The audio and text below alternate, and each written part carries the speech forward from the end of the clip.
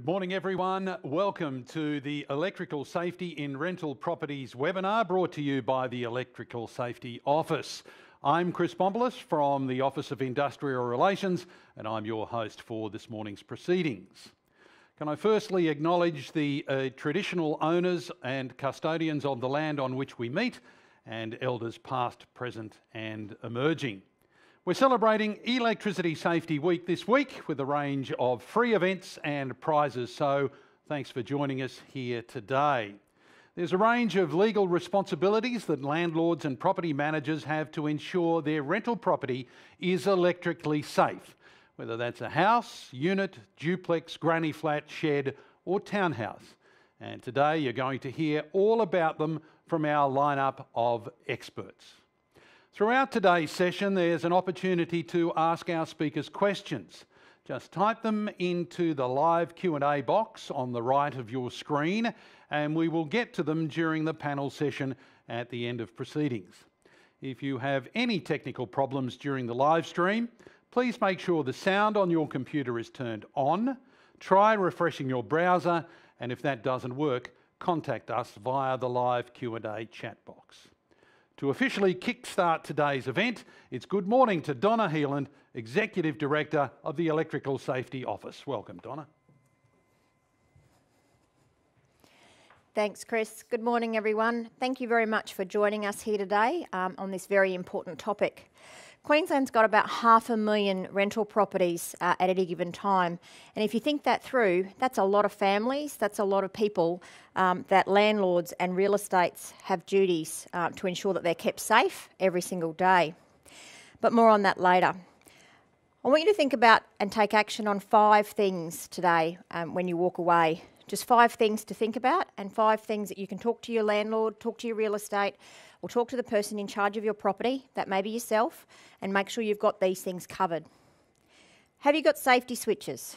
Safety switches on all circuits. The last 2 rental fatalities we have had have been in relation to items that did not have safety switches on those circuits. Have you got a safety switch on your oven? Have you got a safety switch on your air conditioning unit? Have you got a safety switch on your hot water system? If your property is an older dwelling, the answer to those questions usually will be no, particularly if it hasn't been renovated or sold in recent times. So that's number 1. Number 2, who tests your safety switches on your rental properties?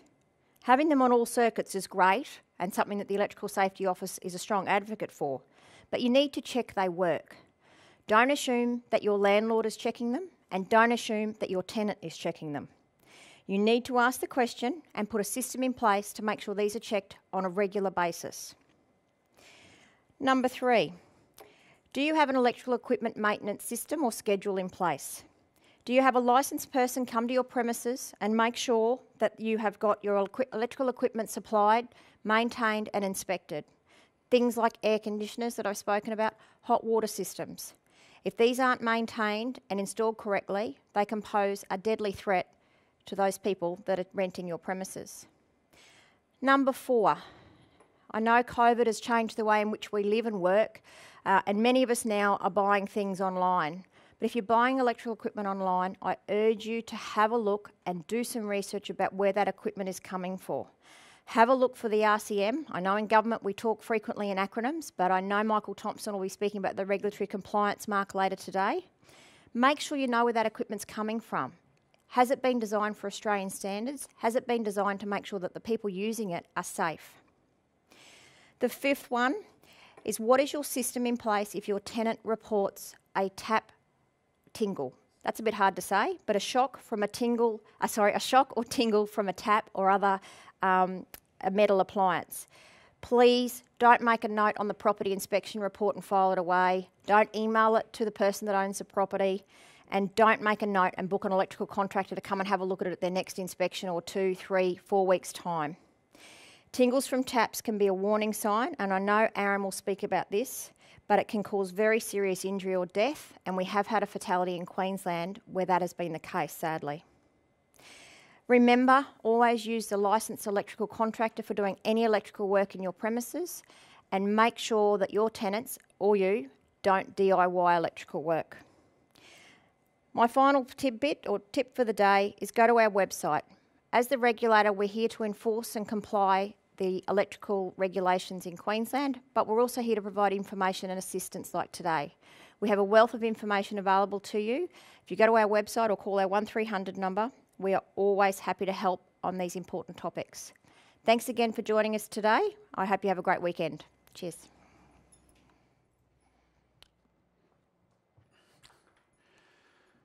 Our thanks to Donna for joining us. Donna, I've got this down to, because we love catchy phrases and summarising things, to the big five. Safety switches, checking the safety switches, your maintenance schedule, your RCM of equipment, and your tingle response. That's pretty easy if you want to go through them again. Safety switches, checking them, maintenance schedule, RCM of equipment, and tingle response. All right, let's move tack now, and I'd like to welcome in Michael Thompson, Principal Programs Officer OIR, who will talk about how to keep your rental property electrically safe. Now, Michael's been a licensed electrician for more than 25 years. He has experience in domestic, large commercial and industrial fields of the electrical industry, and he's worked for the ESO for 4 years. Welcome, Michael. Thanks for joining us.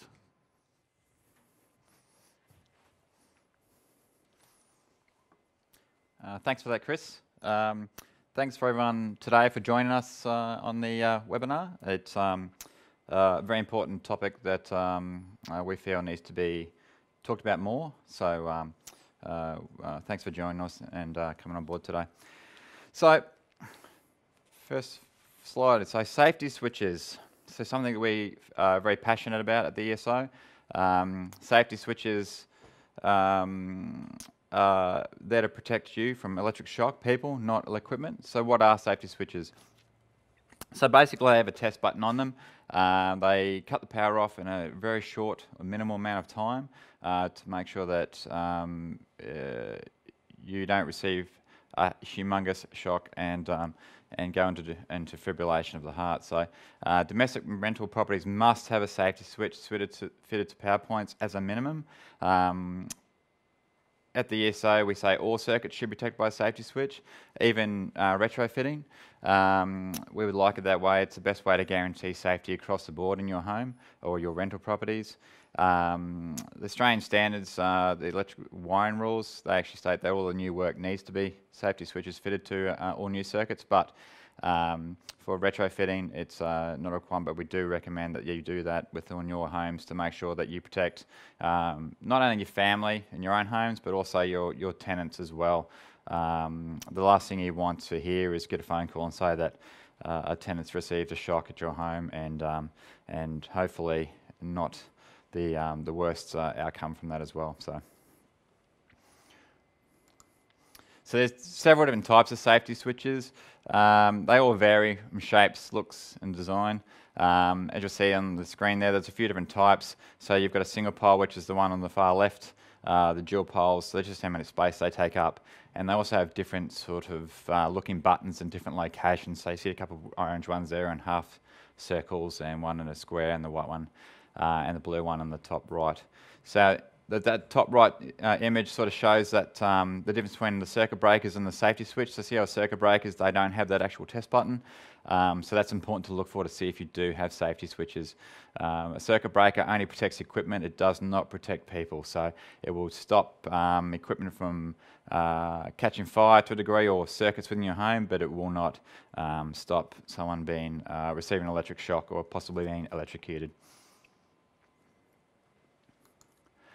So testing safety switches. So this is very important to make sure that they actually still work and are operational. So they should be done at regular intervals. So tenants, we should be really doing the push button test every 3 months. So that's just a matter of being prepared that the power is going to go off to those power circuits that are protected by it. And push the button, make sure that it activates, turns the power off for the circuits that it protects, which will be listed underneath it. Most of the time it's on rental properties, unless it's a new premises, it'll be the power only. And then just turn it back on. So that's basically to make sure that it works in the way it should do. But operation and time tests should be done by electrical contractors. Now we do recommend that landlords and real estate agents arrange this as well. So what we do is, what we suggest is that you do this same time as your smoke alarm testing. It's bang for your buck. You know, you're getting them at the same time. It's going to be a lot cheaper than getting them separately, and they can do that safety switch testing. And basically, they make sure that it's operating within the set times and parameters that it should, and for the leakage of current or electricity that's putting out with it should. So you need to really do that to make sure that they are operating the way they are intended to and designed to. So, but yeah, get it done at the same time. You know, it's bang for your buck, and most companies or electrical contractors that are doing your smoke alarm testing can do the safety switch testing as well. Tingle some shocks from metal fittings. A tingle from a tap or a metal fitting with your home is actually a shock, so don't ignore it. You know, there have been several fatalities around this. You need to contact your electricity entity, but Aaron Smith from Ergon Energy will be talking more about that a bit later, so I'll leave that to him. He is the expert. So, and this is more about the permanent appliances. So air conditioners, light fittings, hot water systems. It can be along the same lines of what I just spoke about, but if you do, if your tenant actually has advised that they've received a shock from an item, you need to tell them to stop using it immediately. And if you're the tenant, stop it, just put it aside, don't touch it, and contact a licensed electrician to come and have a look and inspect and test equipment. There may be something wrong internally with it, and you don't want to take the risk that it could turn a lot worse. And advise the other people within the home too. It's the best way to do it. Do-it-yourself electrical work. Now, this is something that is we sternly advise against. It's not only illegal, but it's dangerous, and most likely will void your insurance. It can only be performed by a licensed electrical contractor. So, you know, no rewire houses or anything like that. Unfortunately, we do see it still out there these days. We don't look favourably on it, and it's one of our focus areas where we will take the necessary action against people that are performing this work, because it is very dangerous not only for themselves but for anyone around them and their loved ones and family or tenants, or even the landlords if you're a tenant and you're doing this work yourself. So be aware that it is illegal. We will find you, and it won't be a good outcome. But it's important to check also as well when you do hire or engage a electrical contractor that you do check they're licensed, that their license is relevant and current, and unfortunately there are people that pose as electricians as well. So you can go to the website for that, the SO website, and do that check. Electrical equipment maintenance. So as a landlord, you have an obligation to maintain any equipment or appliances that you supply. So any equipment within the home, you need to make sure that is safe and electrically safe for the use. Excuse me. So the best way to do that is have actually a maintenance schedule for the property and process for electrical repairs. So that might be a guideline to actually tell your tenant how to report faults and then what the process will be around that. That way everyone knows what's going on, and there's a quick process around getting an electrical contract there to have a look or do the maintenance schedule, or if there's any issues with any equipment. Quicker the better, really, when you've got a fault with an equipment, because you don't want to leave it sitting there, especially if it's not turned off and basically just being dangerous. But once again, always use a licensed electrical contractor, have them set up, have a process around it, and that way it all works and flows without too much drama.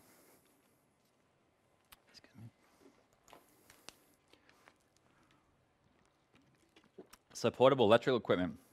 So what I mean by portable is your plug-in equipment. So anything that you supply, excuse me, which is not, it can be within fully furnished homes. If your rental property or your tenancy is fully furnished, and this may be the case, where plug-in equipment is supplied for use by the tenants. Make sure that if you buy any appliances that it has the regulatory compliance mark, the RCM. So that's that big tick, and the and the triangle. So that means it's compliant with Australian standards and safe for use. Avoid buying equipment from overseas, from the internet. It may not comply with Australian standards. I've seen it happen many times before. And if it's actually fixed equipment, a lot of electricians will not install it as well because it doesn't comply. So if you do import as well, it actually falls into a whole other category of importer responsibilities and duties as well. So it's best to avoid it, because if you start importing, it's categorised as importing goods, then you have a lot more duties fall upon you, and which you might not be meeting. And only use the equipment for what it's designed for, tenants. So follow the manufacturer's instructions for cleaning and maintenance. Don't hose it down, stuff like that, unless it's meant to be. And always check before using. This is probably a key point to this whole conversation, is always check your equipment before you use it, the cases, the leads, the plugs. Too many times we've seen electric shocks from damaged cables, so they might have exposed leads within inside or exposed cables, and people are getting shocks from it. So you need to make sure that they're safe prior to use every time, not just once, every 4 years when you think it's not working properly. Every time before you use it, it's best policy. Solar systems, sort of along the same lines, so they must be regularly checked and maintained. Have a maintenance schedule for the system, which really should be supplied anyhow. It's a requirement that the installer supplies that for you. And check. Basically, it's to check the system's performance and safety. So always use someone who knows what they're doing, a licensed electrical contractor or electrician. They'll come out and check to make sure it is safe and performing the way it should be. You want to get the most out of them. I like to use the analogy of a car. So you're happy to spend 10 grand on a car, but you get it serviced and checked regularly, but you'll spend the same amount of money on a solar system and you won't do the same thing. You just put it on the roof in a harsh environment. It'll stay up there for many years before it even gets looked at, and it'll start to degrade. So you need to make sure that you get it checked regularly, usually about every year, but the maintenance schedule will say that, so there's certain components that need to be done quicker than others, and also clean, so you get the best performance out of it. And as I said, always use a licensed electrician for that. It can be dangerous up on the roof, and they know what they're doing, and they know how to fix things and work around that sort of stuff. Solar panels are always live when the sun's shining, so just remember that. On that sort of same vein, roof spaces. They're a dangerous area with hidden hazards, so always make sure you turn the power off before anyone enters, and that's anyone, yourself, if you're a tenant, if you're a landlord, or if any tradesmen are going up there. Many incidents up there, many dangers. Some of the old houses have exposed cabling, exposed parts of live components with electricity flowing through them. So make sure that you turn off the main switch. And remember, there's the main switch and the hot water switch. The hot water switch is usually separate, so they have separate circuits. But always be aware that if you've got overhead incoming power, there's a live cable always in there no matter what you do, because it runs down through the house from the power lines. So if you need to turn the power off at any stage, and just prepare your tenants if you need to turn it off to do some work at the home. And also, I would advise any landlords out there to do some recall checks. I should have mentioned that for equipment as well. Always make sure that you keep an eye on the recalls for equipment and also the cables. So there was a raft of electrical cables sold a few years ago now called Infinity, and they are recalled. So you need to just make sure that the house isn't full of that, because they are dangerous. Once again, overhead and underground power lines. Always make sure you be aware of the overhead power lines into your house and the undergrounds that supply electricity to your house. So don't dig them up or hit them. There are a lot of contacts with that sort of stuff. Contact double before you dig, obviously before undergrounds, so you know where they are. And think ahead when planting trees and gardens. You don't want to be planting a tree that grows 40 foot high right under your power lines or your incoming mains. So have a think about that, and just be aware of it. The purchase and sale of property. So if you are buying a house, you'll see that they have the checklist that also say if a safety switch is installed. If it's not, within 3 months of the date of possession, you must actually install one if you're buying a house that doesn't have one. So just be aware of that. Always check it, and maybe even ask to put one in to clinch the deal. So, but as we said, we would suggest upgrading your switchboards and having all circuits covered by safety switches just to be safe.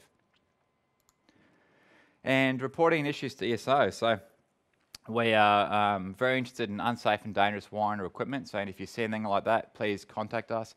Unlicensed work, so anything you feel that has been done by maybe someone who is not competent or licensed to do that work, and any shocks or dangerous electrical events or incidents.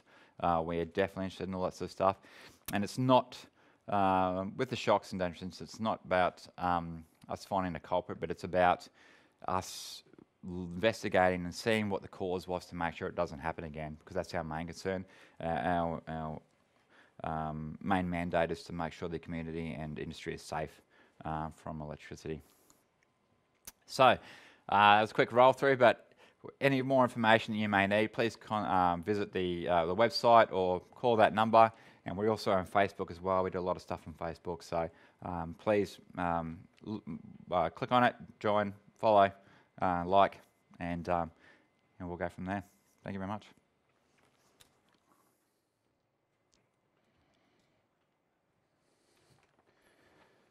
Thanks, Michael. Some great advice and practical tips. Really appreciate that. And of course, if I can take it one step further, that perhaps another tip that you didn't touch on that might be handy for landlords or real estate agents is perhaps to encourage the tenants to test their safety switches when their rates bill or water bill comes in, because that's every quarter, every 3 months. Could get into a nice handy system of just checking that every time. So that's not a bad little tip. And if you'd like to ask Michael some questions a little later on when we move to the panel session, or any of our speakers that are coming up, please do that via the Q&A box.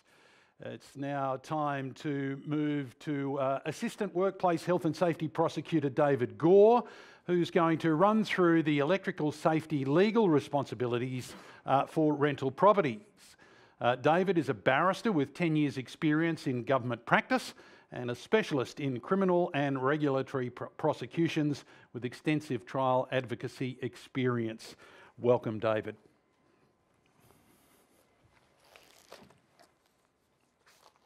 Thank you very much, Chris. I'll be talking about electrical safety in rental properties from a legal perspective. The principal piece of legislation is the Electrical Safety Act of 2002.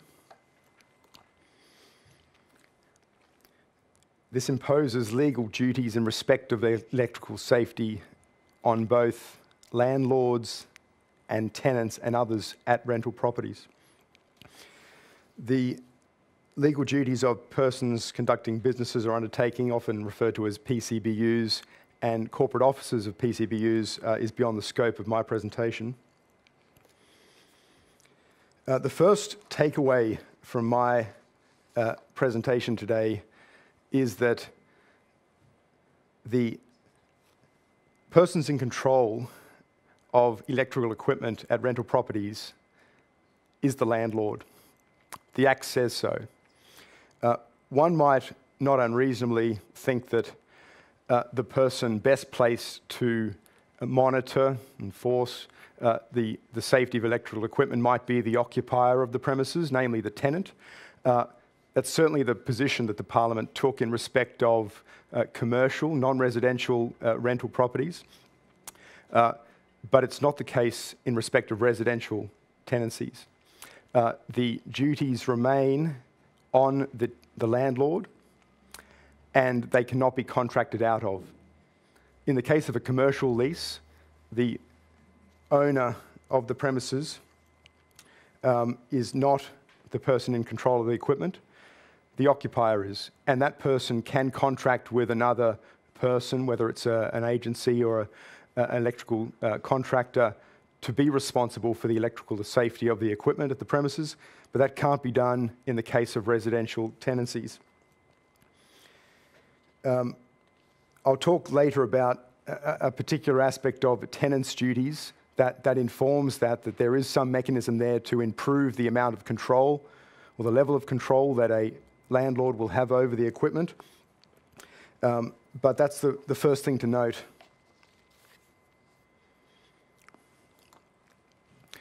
The duty is to ensure the safety of electrical equipment at the property. It's not to all equipment, it's to the equipment that both forms part of or is supplied for use at the premises and is owned by the landlord. So, perhaps obviously, if a tenant was to purchase an electric heater, plug it into the wall, and it caused problems or it created a risk of death or injury, that is something that the landlord is not going to be legally responsible for. But if the tenant purchased that same heater, provided it to the tenant for use at the premises, and retain ownership of it, the landlord would be legally responsible for the safety of that equipment.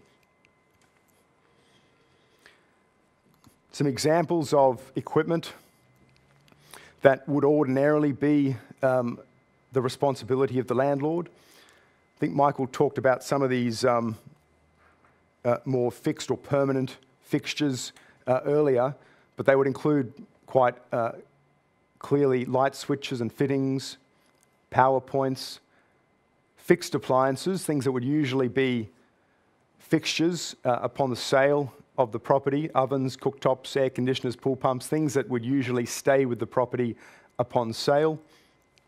And of course, electrical cables and wiring in the roof space and wall cavities.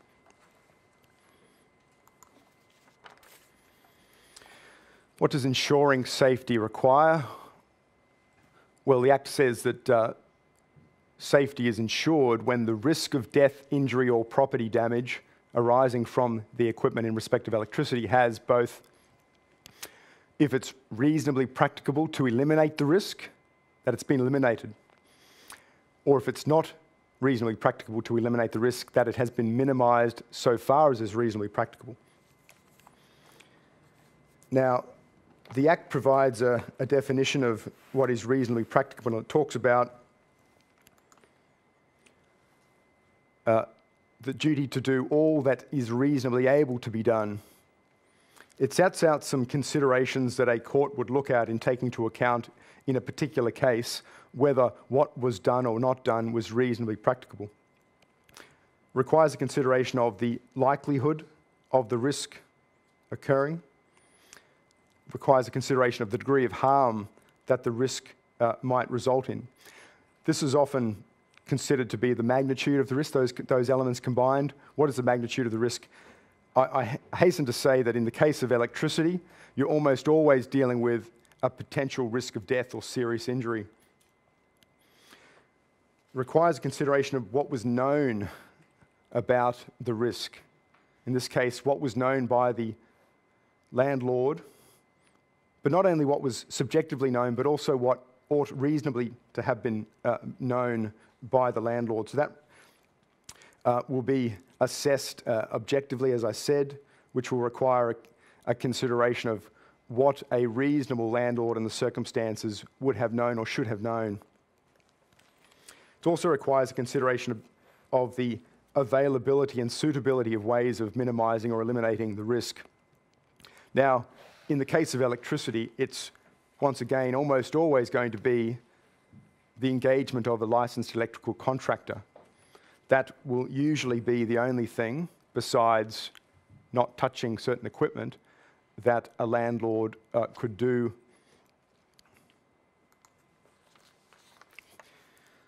Some other comments about this question of reasonable practicability. It really obliges, what I've said in the slides there, a proactive, responsive and systematic risk management approach akin to that adopted by industry. Proactive in the sense that a landlord can't just be waiting for the tenant to call to say that there's an issue. There should be regular inspections. How regular, I'd have to defer to one of the other panel members, but it would depend on the circumstances. Responsive, meaning if you are advised of or otherwise become aware of an issue to do with electrical equipment at the property, you must be responsive. how responsive or how quickly you would need to respond will depend on the circumstances. Now, Donna at the start touched on this, but if you're aware of a potential risk to do with electrical equipment, if I would say in most cases that would require immediate action. So it may, of course, in the circumstance or in certain cases would require the tenant to avoid touching certain properties, avoid entering certain rooms of the property until a contractor has attended. Now, if you've got something that's central to a property, for instance, an oven, and it's sparking, or you can smell smoke coming from it or something like that, and you've got children in the house, arranging a contractor to come out the following week would not be sufficient. If someone was injured or killed in the circumstances, there would likely be a breach of the duty. You would have to arrange for someone to attend immediately, I would have thought, within hours. I've said there, look, practically at least this requires landlords to ensure, that is, if one wishes to avoid liability for a criminal offence under the Act, that you have all existing electrical equipment inspected, both upon purchase and periodically as appropriate, and all new electrical work is carried out by a licensed electrical contractor. I've underlined it in the slide. It's the main thrust of my presentation. It's certainly picked up by the other presenters. Licensed electrical contractors are the way around certainly discharging your duties under the Act. I've noted in the dot point at the bottom common sense about bringing to bear a little common sense in the management of ordinary household hazards. That really goes to that point that I've said, if there appears to be a problem, you have reason to suspect there is an issue, whether it's because your tenant has reported it or you've observed it yourself upon an inspection. Really isolating people or quarantining people from that hazard will often be the best measure you can take immediately. And then the engagement of a licensed electrical contractor will in effect operate as a de facto indemnity for the landlord in terms of any possible criminal liability under the Act. In 9 times out of 10, if a court hearing a case in which a person has been injured or killed hears that the owner in a prompt way got onto an electrical contractor and arranged for that attendance, if the work is done, if something's missed by that contractor, if the work that they do is somehow negligently done, that will usually not flow back to the owner. The engagement of that specialist contractor will be all that the law can reasonably expect a landlord to do.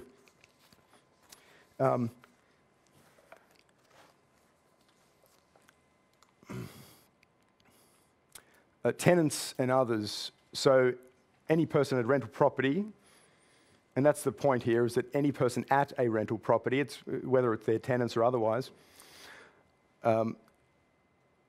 have duties under the Act.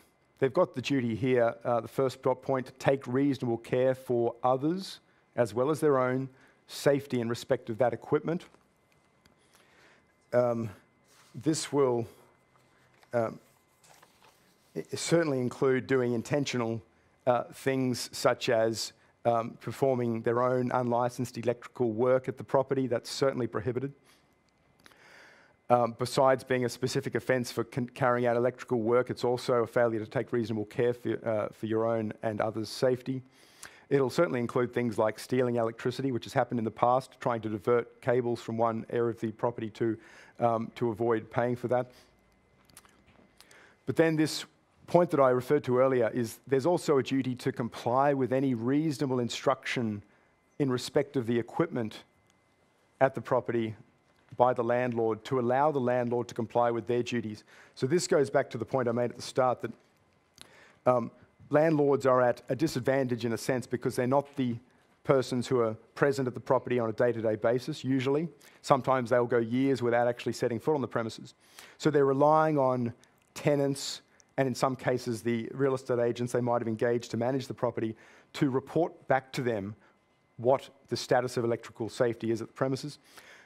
This is a power which I would encourage landlords to use as appropriate to ensure that they have appropriate access to the equipment so that they can discharge their duties. This would involve, for instance, if electrical equipment is due for an inspection you would advise the tenant that they need to make access to the property available at a certain time for a contractor to attend.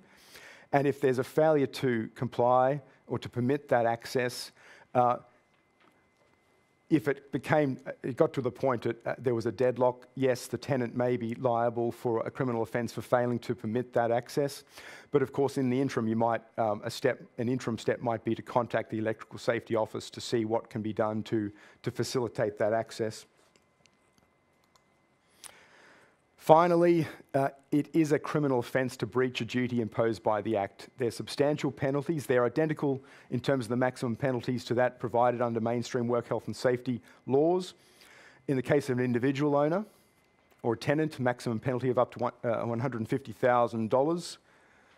That doubles in the case of an individual owner in business, or indeed a corporate officer of a person in business, or in the case of corporate owners, it's $1.5 million. Those maximums double where there can be recklessness proved on the part of the defendant, and in the case of individuals, you're liable to 5 years imprisonment if you're reckless with respect to electrical safety in premises. Thank you very much for listening today. Thanks, Chris.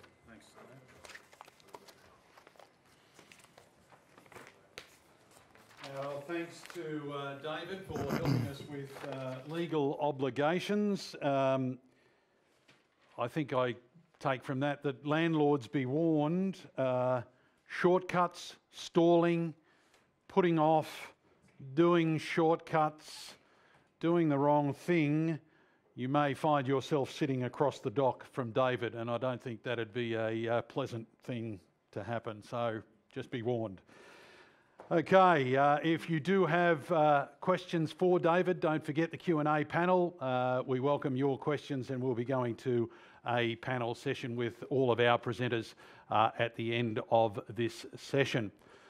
It's time now to introduce Gordon Hemfrey, who is the Acting Superintendent of Investigations and Compliance at Queensland Fire and Emergency Services. Gordon will walk us through the new interconnected smoke alarm laws for residential rental properties. Gordon's got 32 years of experience as a firefighter with QFES. He's a qualified fire investigator for 21 years.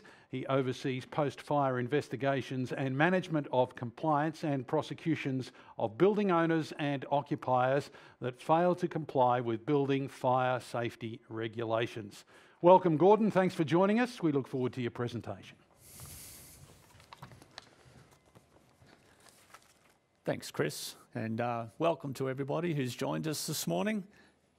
Domestic smoke alarm legislation in rental properties is what we're going to have a quick look at this morning.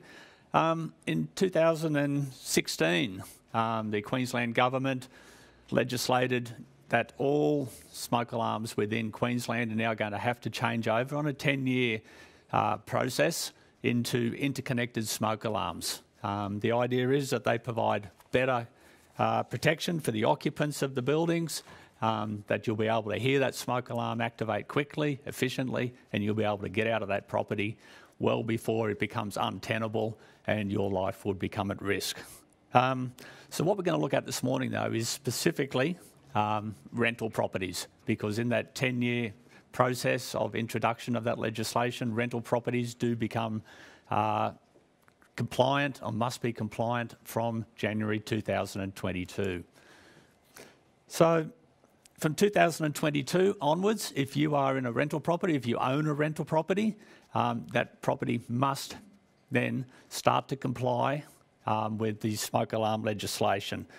The changes that we're going to be looking at, or that are becoming part of that compliance, are that smoke alarms need to be interconnected, as we can see. They also must be photoelectric. At the moment, you've got ionisation and photoelectrics that you can use. From 2022 onwards for rentals, they must be photoelectric. We've found that they are more efficient, they activate quicker for smouldering type fires, and they also have less false alarms. So they're just a better unit to use all around. Those smoke alarms, they must be less than 10 years old. Smoke alarms do have a lifespan. After 10 years, they start to reach the end of their life. So that smoke alarm that is fitted to your property must be less than 10 years old. And they must be, in any rental property, as is always has been and will continue, they must be operational at all times. So that means not taking the battery out of any battery-operated ones. And the big change that is coming through, as we're looking at, is that we're going to interconnected smoke alarms. Whereas before, if a smoke alarm activated in the kitchen and you had another one downstairs maybe in your family room, only the one in the kitchen would activate. From now on, from 2022 onwards, if one activates, they must all activate together. The idea of that is to make sure that everyone in that building, upstairs, downstairs, out the back of the property, in little outlying areas of the building, perhaps, that all alarms activate so that everyone is notified, even when they've got asleep with a closed door in their bedroom, and that activates downstairs. The smoke alarm that is in their bedroom will activate as well to ensure that person is made aware that it's time to evacuate the building. Smoke alarms are going to have to be installed on every floor of the building or every story of the building. So if you've got a two-storey building or a two-storey domestic dwelling, they must be installed upstairs and downstairs, which is common now and has been for a while, and that continues onwards. Another big change is that from 2022 onwards, for any properties that are rented, they must have smoke alarms in every bedroom. The idea of that is that the intent of smoke alarm legislation has always been to cover buildings where people sleep, because that is when we've found that people need to be made aware that there is a fire occurring, maybe downstairs, they're asleep upstairs. The building could become untenable before they're even aware that there is a fire downstairs. With that new interconnected smoke alarm in every bedroom, you will be able to, you will get notified and be made aware straight away that there is a fire occurring in another part of the building and you need to be evacuating that building. Smoke alarms will also need to be fitted into hallways which connect the bedrooms and the rest of the dwelling. Or if there is no hallway, they must be between the bedrooms and other parts of that story or level of that house to make sure that there is instant notification to everybody. And another one is that we're moving into now is that smoke alarms must be hardwired or powered by a non-removable 10-year battery, or a combination of both may be allowed. If you have hardwired smoke alarms in your house at the moment that is rented, you can change those and put in interconnected Bluetooth 10-year batteries that are connected to a 240-volt base station smoke alarm. As long as they all activate together, when one activates, they all activate, we are happy. So, prescribed locations for installing smoke alarms. It's really important where you put your smoke alarm in your house. One, that we don't want false alarms, so don't go around putting them too close to the stove, the kitchen or anything like that. But also, they must be placed, they should, or not must, they should always be placed on the ceiling of that level. No point putting them on the walls or anywhere like that, they must be on the ceiling. They cannot be or must not be placed within 300 mils of the walls of the building, because that's what we call a dead space for smoke. The smoke will circulate and you do get little dead areas where the smoke alarm may not pick up that smoke quickly and efficiently. They cannot be within 400 millimetres of an air conditioner, obviously because of airflow. The airflow from the air conditioner may push the smoke away from that smoke alarm and it may not activate quickly and efficiently as what we'd like. Also, in the same sort of thing, they cannot be within 400 millimetres of a ceiling fan. Once again, because of the air disturbance from that ceiling fan, moves the air around, the smoke alarm may not activate efficiently. With houses that have high ceilings, open areas, there are special allowances and special regulations for stairways, sloping roofs. If you've got big cathedral type ceilings in a house, there is special regulations for those as into how the smoke alarm should be fitted and to ensure that they activate effectively and quickly should there be smoke in that building at all. if you really want to look into that as an electrical contractor and to make sure that you are fitting them in exactly where they should be, have a look at the Building Fire Safety Regulations 2008. It's clearly outlined in there where smoke alarms can be and shouldn't be fitted with inside a dwelling.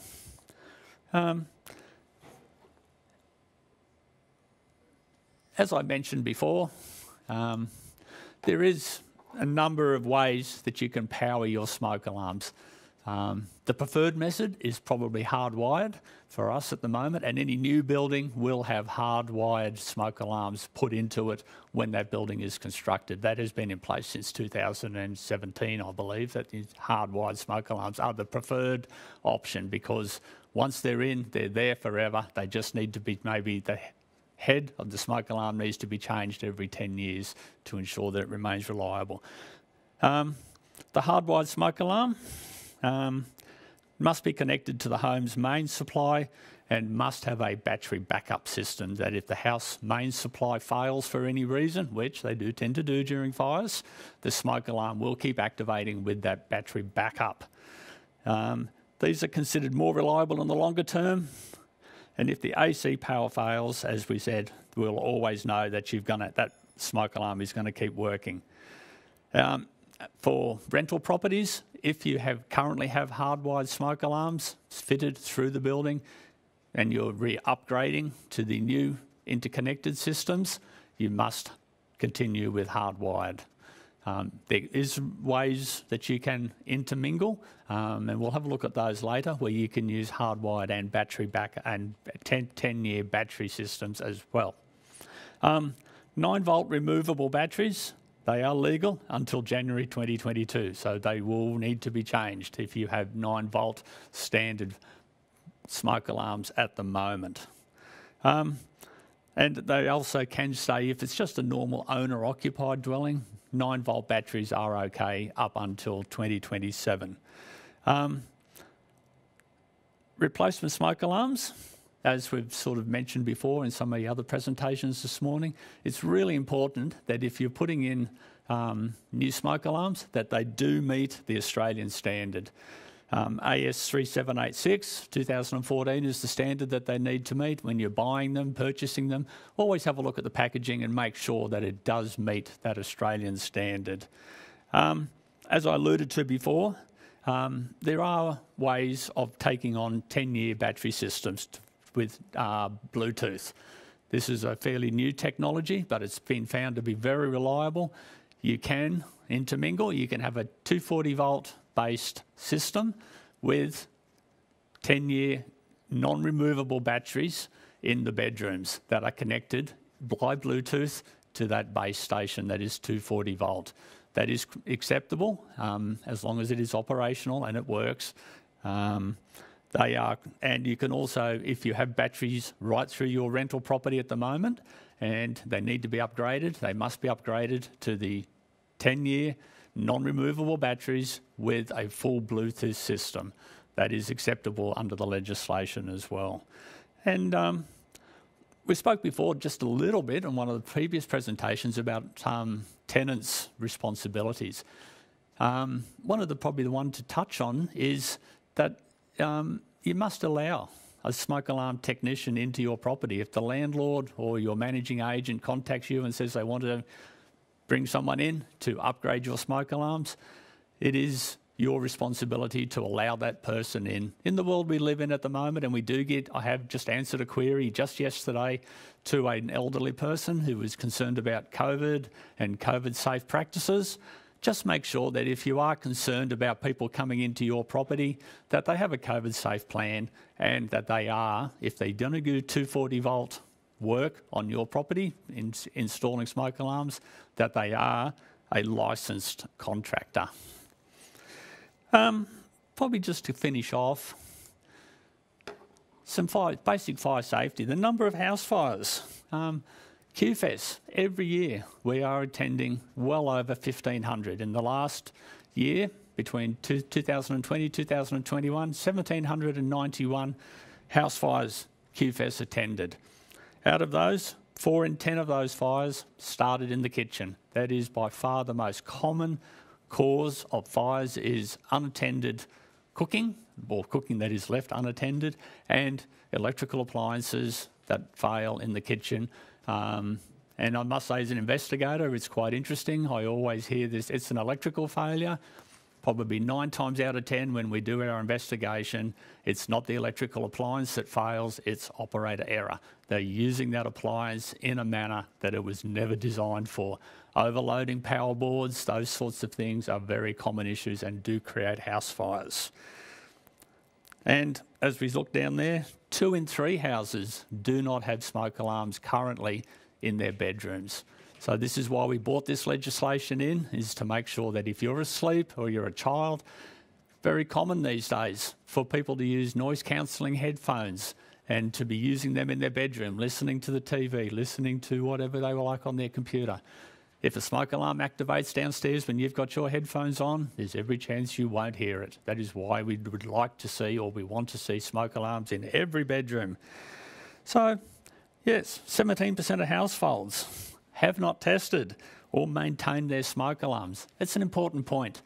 As a tenant and as a landlord, the landlord is ultimately responsible for smoke alarm legislation compliance, but is also the responsibility of the tenant to make sure that smoke alarms in their property are operational, they don't remove them off the ceilings or anything else, and if they see a fault, it's their responsibility to let the landlord or their managing agent know straight away and get that seen to make sure that it's brought to the attention and that they are rectified straight away.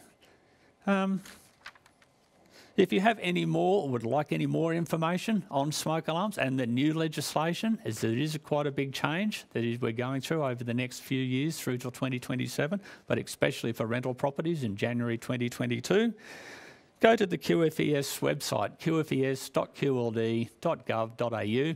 We have a large amount of information there that outlines to tenants, landlords, of what your responsibilities are and how you can meet that legislative requirement.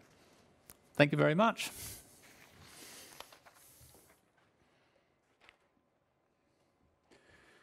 Thanks, Gordon. A couple of key points that might just reiterate. The buzzwords are interconnected smoke alarms. They are in and coming, and 1 January next year is a key date, so keep those 2 things in mind. Interconnected smoke alarms, 1 January 2022. If you'd like to ask Gordon a question during our panel session, please submit your questions. I can see there's a number of questions already. It's good to see that people are interactive in our presentation, and the Q&A panel is coming up very shortly. So please, I encourage you to keep those questions coming. Time now for Michael Gibson from the Electrical Safety Office to tell us about unlicensed electrical work and what you can do to avoid it. Gibbo's been involved in the electrical industry for 35 years, 20 of those working for the ESO. Please welcome Michael.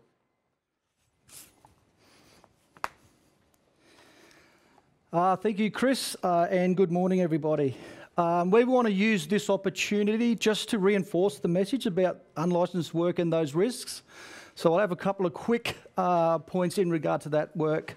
Now, I think if anyone's got any confusion out there about what is or isn't electrical work, our legislation takes 2 pages to define it, but it's actually not that complicated. If you're doing any changes, alterations, additions, repairs or maintenance on your installation, there's a really good chance that is electrical work. It's defined and need a licence. And this is very similar for electrical equipment. If you're starting to open equipment, you're doing repairs, you're working on the terminals of that equipment, you are doing electrical work.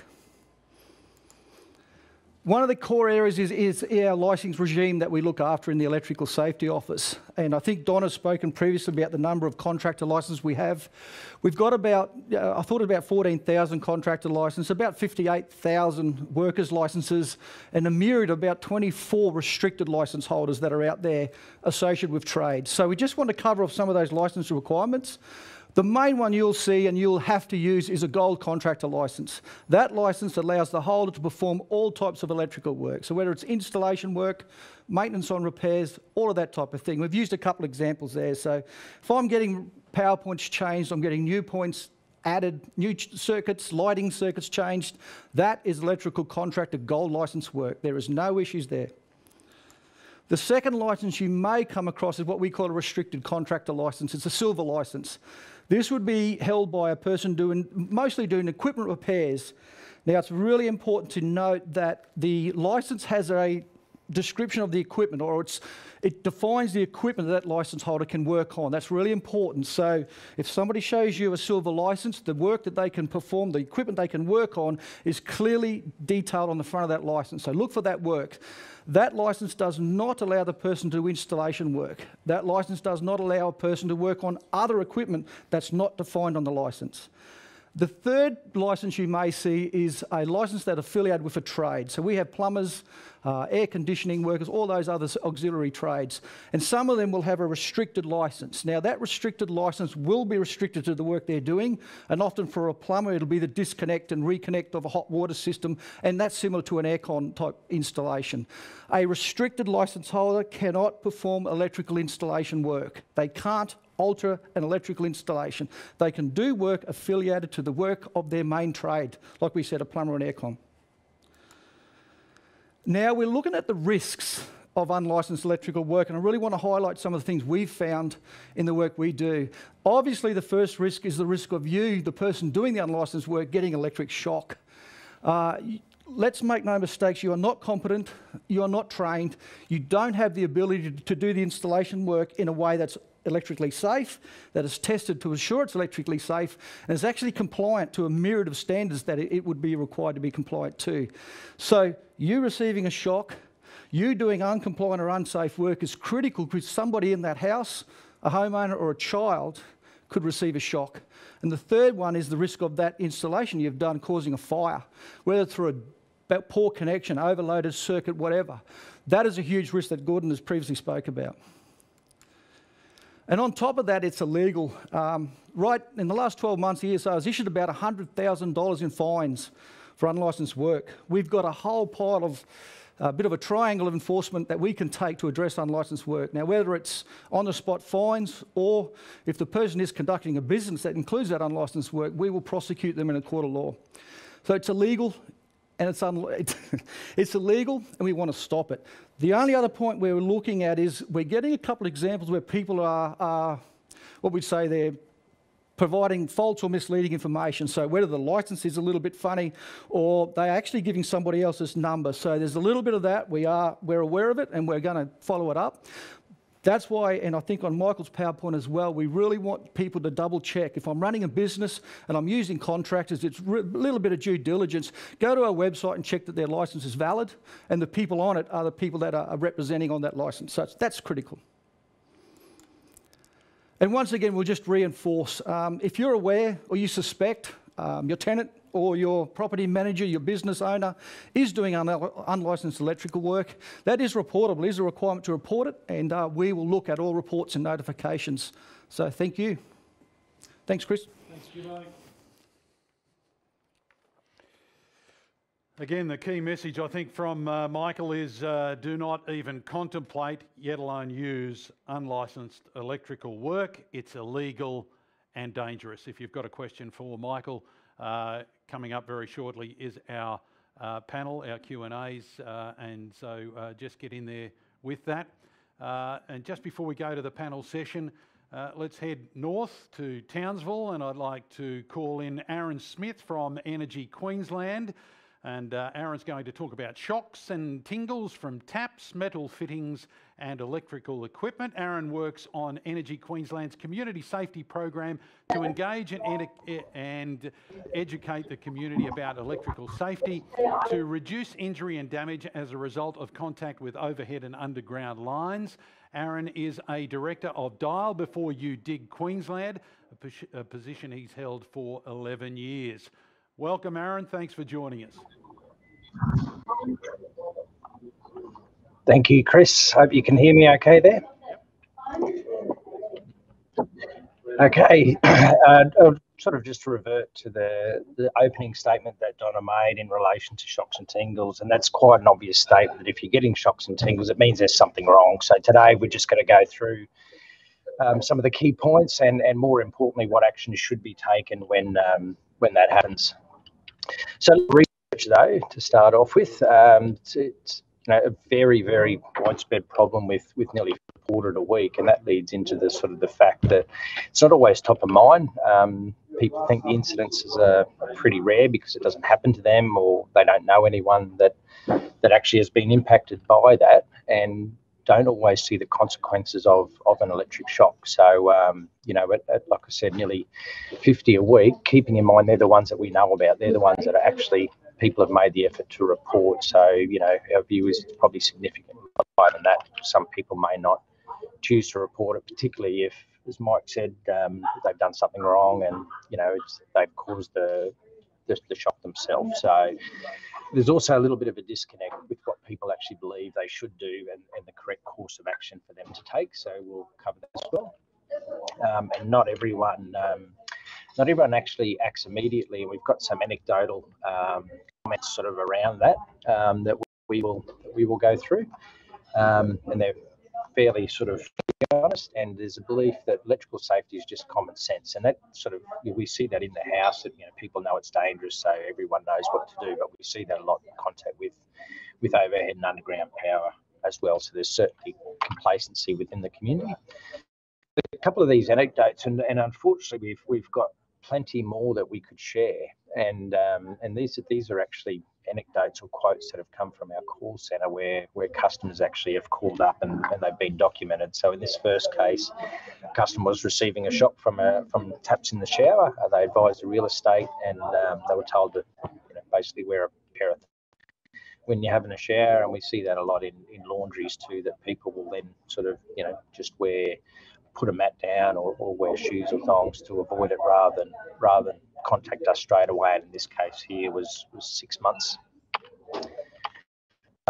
So I've tried to sort of use different scenarios here. So in the next one, customer mentioned that her daughter wasn't able to use a PowerPoint in a room because she got a zap every time she tried to use it. So the advice was just not to use the PowerPoint anymore, and this went on for about 6 months before they actually reported it and action was taken.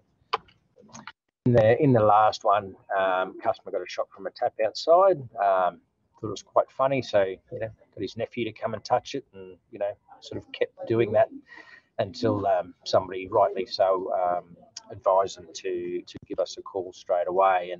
And unfortunately, a little bit more that we know about behaviours, and I'm not sure if anyone on the webinar or in the panel has actually received the shock themselves, but there is a bit of a temptation to touch it again, to test if it was real, and just to sort of double check that it actually happened, when really that's the last thing you should be doing. And we get our staff often have multiple reports of shocks from the one residence, because they'll say, hey, I think I got a shock from the tap or from an appliance, and somebody else will automatically then go and touch it. So if that happens, and we talked a little bit about portable pieces of equipment, but if that happens, then please, if you can safely disconnect the equipment before you call up, then do so. Otherwise, just stay away from all metal parts and attachments to the house or particular appliances that may be causing the issue until we've attended and make safe. And we'll actually just touch a little bit around that forward action as well.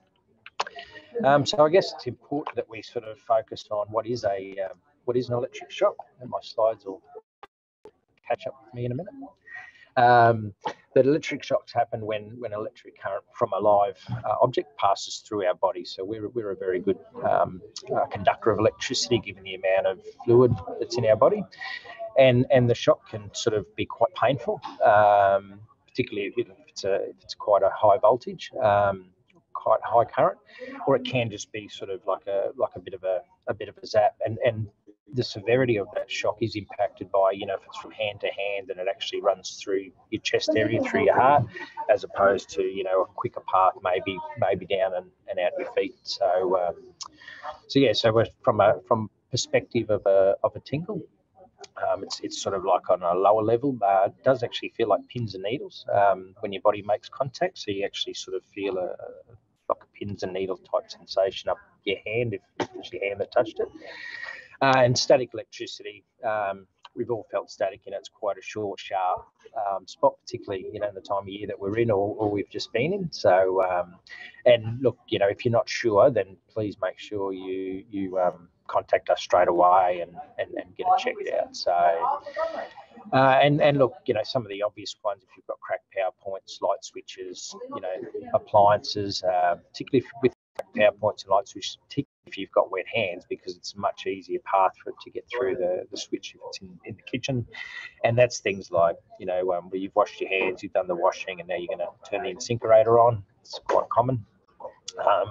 And things like roofs, gutters, pool ladders. If there's anything wrong in the house, then certainly it can be, coming from those metal things as well. So what should you do? So we know what a shock is. We know some of the effects it is. We know people don't react very quick enough a lot of the time. So we actually have a new shock and tingle campaign out now, and it sort of runs along the theme of the next thing you touch. And thing you touch should be your phone. And the thing is, like I said, keep everyone else away. And if it's in the Ergon area, then contact Ergon and down in Southeast, Energex. And we actually treat that as a life-threatening situation. So it doesn't matter what time of the day, 7 days a week, that our crew will attend immediately. What happens when you make contact with our call centre? They contact the crew. You'll need to be in attendance, or somebody will need to be in attendance when the crews arrive at the property to make sure that we've got the information that we need and can sort of trace back to the source. They'll inspect the area and determine whether it's a private issue or a network issue, and I'll talk about that shortly.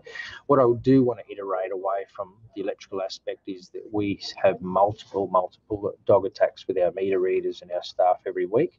That prior to our attendance, if you can sort of secure any dogs to make it safe for us to be able to come and help and investigate the issue.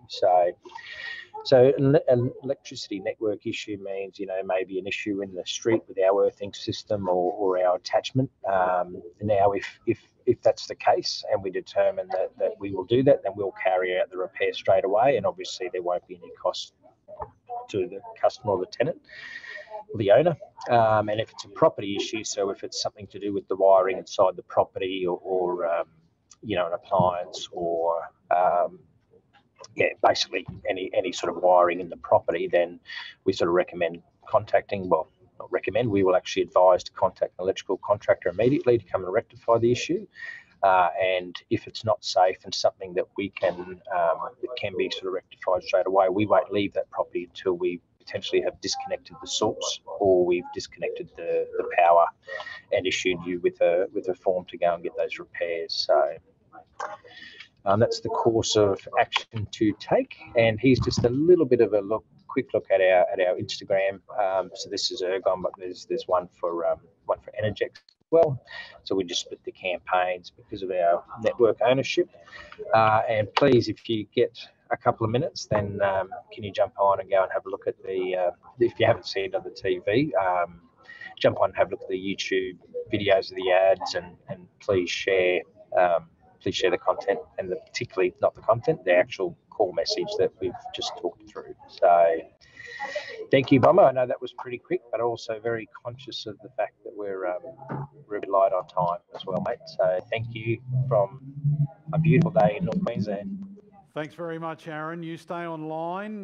We're getting to the Q&A panel right now. The other four guys have joined us, of course, in the studio.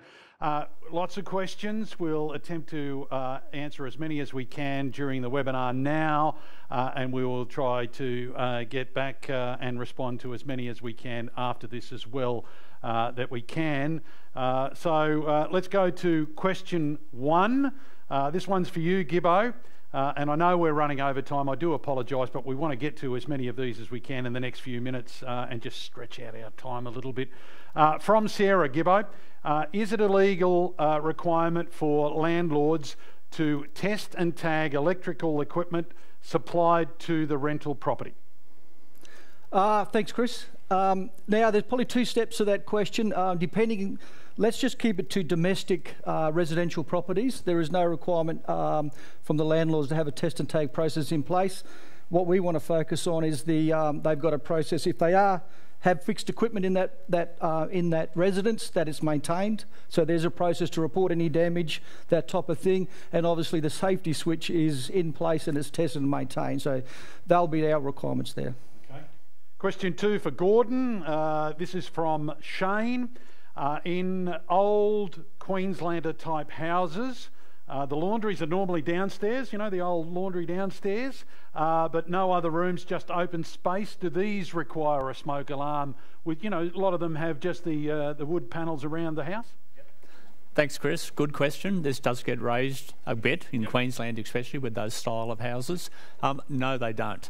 All we ask is that if you use it as a workshop or you use it as a car park, for your own safety, we would advise that you put one. It's not a requirement, but we would advise you put them there just in case if something catches fire down there, that you are notified upstairs with your interconnected smoke alarms. Is it a bit different if it's enclosed? If it's fully enclosed and it is part of the pathway out of the house, you must have a smoke alarm installed in the pathway or in the exit out of the house. But if it is a non-habitable area, as we call it, so it's not a sleeping area or it's not used as a family room, no, it doesn't require them. But we advise that you put them. Okay, thank you. Annabelle asks for you, David. Can landlords be liable for industrial manslaughter? Thank you, Chris, and thanks, Annabelle, for the question. You're quite right that the Electrical Safety Act does provide for the offence of industrial manslaughter.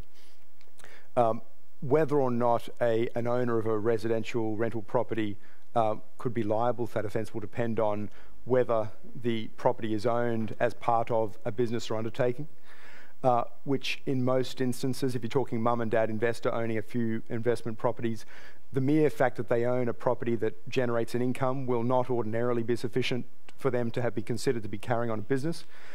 So in most cases, no. Additionally, for that offence to be committed, the person who is killed must actually be a worker for the business, a contractor or an employee. So if that's another matter that a prosecuting authority would take into account. So potentially, but in most cases, no. This one is for you, Tomo, from Dane, and Dane asks, how do you tell if you have safety switches installed? Also, do you need a safety certificate once you get those safety switches installed? As per my presentation, you need to go to your switchboard and have a look at the circuit breakers. Some older houses will also have the fuses, which we recommend you get replaced. But they look very similar to a circuit breaker, but they have, with circuit breakers have the toggle, whereas a safety switch will actually have a little button that actually says test in or around it, even on them. Circuit breakers do not have that button at all, so they do come in a myriad of different sizes, shapes and views. So just look for that test button. And in regards to the certificate, yes, by definite means, if you are getting them tested by an electrical contractor, they will provide that on their basically a certificate of electrical safety and testing on their invoice. So that's part and parcel of that. So you'll definitely have both. And it seems like we've shared the questions around. One for Aaron, so you're still online. Hopefully Aaron up there from beautiful Townsville. This is from Alex. How do I know which electricity entity to call if I have issues on my property? Essentially, it's a good point. Essentially, it's the southeast corner. So the old, if you used to be serviced by SEQEB, then it's Energex. And if you're sort of up north of the range, so if you were an Ergon customer originally, or you receive your bill from Ergon still, then you contact the Ergon number. Cool. Thanks very much, Aaron. And on that note, we're going to say goodbye to Townsville. Thanks for joining us today. And we appreciate each of our speakers. So to Michael, David, Gordon, Gibbo, and Aaron up there in Townsville, and to Donna, who spoke previously, thank you for your participation and your presentations. They were informative and insightful, and I'm sure our audience got plenty out of today. And I thank those people at home and in offices and in workplaces who have joined us for this very special webinar. Today's webinar was recorded and will be available to watch and share with your friends or colleagues that may have missed it at electricalsafety.qld.gov.au. That's also where you'll find a whole host of other resources and information on electrical safety in rental properties. You can also follow the ESO on Facebook. Keep your eye out for an email from us over the next few days to complete a feedback survey about today's event. We really do value your feedback. It helps us shape events in the future. So if you could just spare us 2 minutes, we would really appreciate it, and be honest and frank. That basically concludes today's webinar. Hope you took plenty out of it. Thanks for joining us for the Electrical Safety in Rental Properties webinar. Hope you took plenty home, and you can join us in the very near future. As always, work safe, home safe.